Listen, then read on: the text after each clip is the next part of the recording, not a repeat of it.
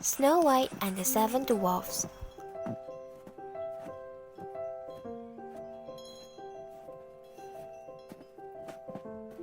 Once upon a time, in the middle of winter, when the flakes of snow were falling like feathers from the clouds, a queen sat at her palace window, which had an ebony black frame, stitching her husband's shirts. While she was thus engaged and looking out at the window, she pricked her finger, and 3 drops of blood fell upon the snow.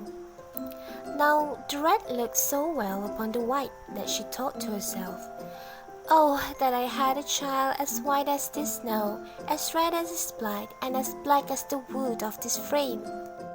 Soon afterwards, a little daughter came to her, who was as white as snow, and with cheeks as red as blood, and with hair as black as ebony, and from this she was named Snow White. And at the same time, her mother died.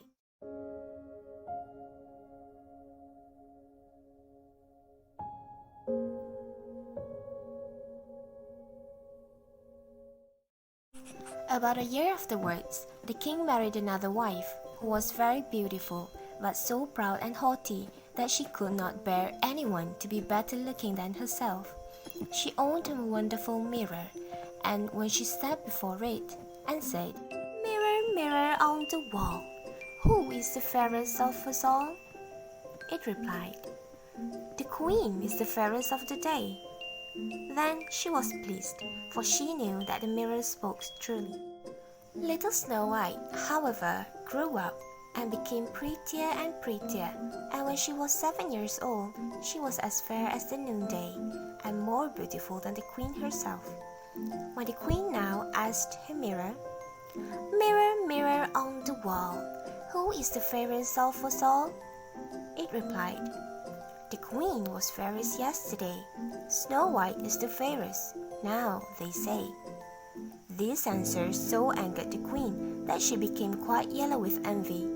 From that hour, whenever she saw Snow White, her heart was hardened against her, and she hated the little girl, so that she had no rest day or night, and she said to a huntsman, "Take the child away into the forest. I'll never look upon her again. You must kill her and bring me her heart and tongue for a token." The huntsman listened and took the maiden away, but when he drew out his knife to kill her, she began to cry, saying, "Ah, dear huntsman, give me my life. I will run into the wild forest and never come home again." This speech softened the hunter's heart, and her beauty so touched him that he had pity on her and said, "Well, run away then, poor child." But he thought to himself, "The wild beasts will soon devour you." Still, he felt as if a stone had been lifted from his heart, because her death was not by his hand. Just at the moment, a young wolf came roaring along the spot, and as soon as he clapped eyes upon it, the huntsman caught it, and killing it, took its tongue and heart and carried them to the queen for a token of his deed. But now, poor little Snow White was left motherless and alone, and overcome with grief, she was bewildered at the sight of so many trees, and knew not which way to turn. She ran till her feet refused to go farther, and as it was getting dark, and she saw a little house near, she entered in to rest. This cottage, everything was very small, but very neat and elegant. Little Snow White, being both hungry and thirsty, ate a little morsel of porridge out of each plate, and drank a drop or two of water out of each mug, for she did not wish to take away the whole share of anyone. After that, because she was so tired, she laid herself down on one bed. When it became quite dark, the owners of the cottage came home, 7 dwarfs who dug for gold and silver in the mountains. They first lighted 7 little lamps, and saw that somebody had been in, for everything was not in the order in which they had left him. The first asked, "Who has been sitting on my chair?" The second, "Who has been eating off my plate?" The third said, "Who has been nibbling at my bread?" The fourth, "Who has been at my porridge?" The fifth, has been meddling with my fork?" The sixth grumbled out. "Who has been cutting with my knife?" The seventh said, "Who has been drinking out of my mug?" Then the first, looking around, began again. "Who has been lying on my bed?" he asked, for he saw that the sheets were tumbled. At these words, the others came, and looking at their beds, cried out too, "Someone has been lying in our beds!" But the seventh little man, running up to his, saw Snow White sleeping in it. So he called his companions, who shouted with wonder and held out their 7 lamps, so that the light fell upon the little girl. "Oh heavens! Oh heavens!" said they. "What a beauty she is!" And they were so much delighted that they would not awaken her, but left her to sleep. And the 7th dwarf, in whose bed she was, slept with each of his fellows 1 hour, and so passed the night. As soon as morning dawned, Snow White awoke, and was quite frightened when she saw the 7 little men, but they were very friendly, and asked her what she was called. "My name is Snow White," was her reply. "Why have you come into our cottage?" they asked. Then she told them how her stepmother would have had her killed, but the huntsman had spared her life, and how she had wandered about the whole day until at last she had found their house. When her tale was finished, the dwarf said, "Will you look after our household? Be our cook, make the beds, wash, sew, and knit for us, and keep everything in neat order? If so, we will keep you here, and you shall want for nothing." And Snow White answered, "Yes, with all my heart and will." And so she remained with them and kept their house in order. In the morning, the dwarfs went to the mountains and searched for silver and gold, and in the evening they came home and found their meals ready for them. During the day, the maiden was left alone, and therefore the good dwarfs warned her and said, "Be careful of your stepmother, who will soon know of your being here, so let nobody enter the cottage, okay?" The queen, meanwhile, supposing that she had eaten the heart and tongue of her stepdaughter, believed that she was now above all the most beautiful women in the world. One day she stepped before her mirror and said, "Mirror, mirror on the wall, who is the fairest of us all?"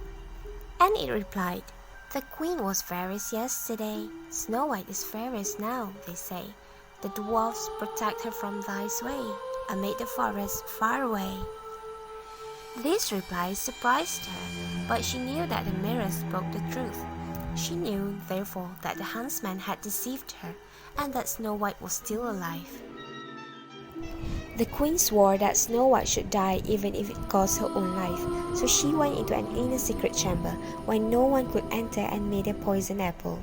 It looked nice, but whoever ate the smallest piece of it would surely die. As soon as the apple was ready, the queen went over the 7 mountains to the house of 7 dwarfs. She knocked at the door, and Snow White stretched out her head and said, "I dare not let anyone enter. The 7 dwarfs have forbidden me." "Would you like to try my red apples? I will give one to you." "No," answered Snow White. "No, I dare not take it." Snow White very much wished for the beautiful apple, and she took a bite of the poisonous apple before she fell down dead upon the ground. Then the queen, looking at her with glittering eyes and laughing bitterly, exclaimed, "White as snow, red as blood, black as ebony! This time the dwarfs cannot reawaken you." When the little dwarfs returned home in the evening, they found Snow White lying on the ground, and there appeared to be no life in her body. Then they prepared to bury her, but she looked still fresh and lifelike. So they said to one another, "We cannot bury her in the black ground." Then they ordered the case to be made of glass. In this, they could see the body on all sides. For a long time, Snow White lay peacefully in her case and looked as if she were only asleep. One day, a king's son was traveling in the forest and came to the dwarf's house to pass the night. He soon saw the glass case upon the rock and the beautiful maiden lying within, and he said to the dwarfs, "Let me have this case, and I will pay what you like for it." But the dwarfs replied, "We will not sell it for all the gold in the world." "Then give it to me," said the prince, "for I cannot live without Snow White. I will honor and protect her as long as I live." When the dwarfs saw that he was so much in earnest, they pitied him and at last gave him the case, and the prince ordered it to be carried away on the shoulders of his attendants. Presently it happened that they stumbled over a rat, and with the shock the piece of the poisoned apple which lay in Snow White's mouth fell out. Very soon she opened her eyes, and raising the lid of the glass case, she rose up and asked, "Where am I?" Full of joy, the prince answered, "You are safe with me."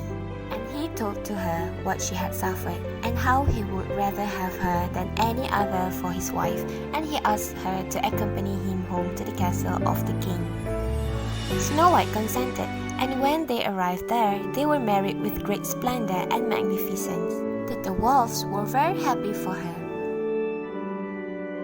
Snow White's stepmother were also invited to the wedding, and when she was dressed in all her finery to go, she first stepped in front of her mirror and asked, "Mirror, mirror on the wall, who is the fairest of us all?"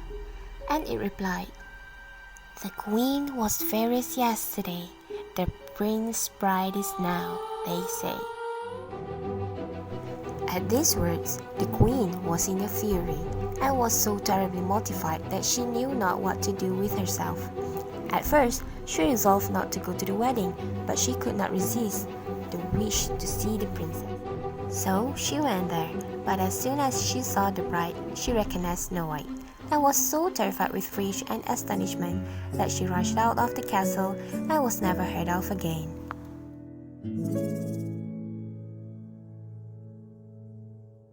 So, the moral of the story?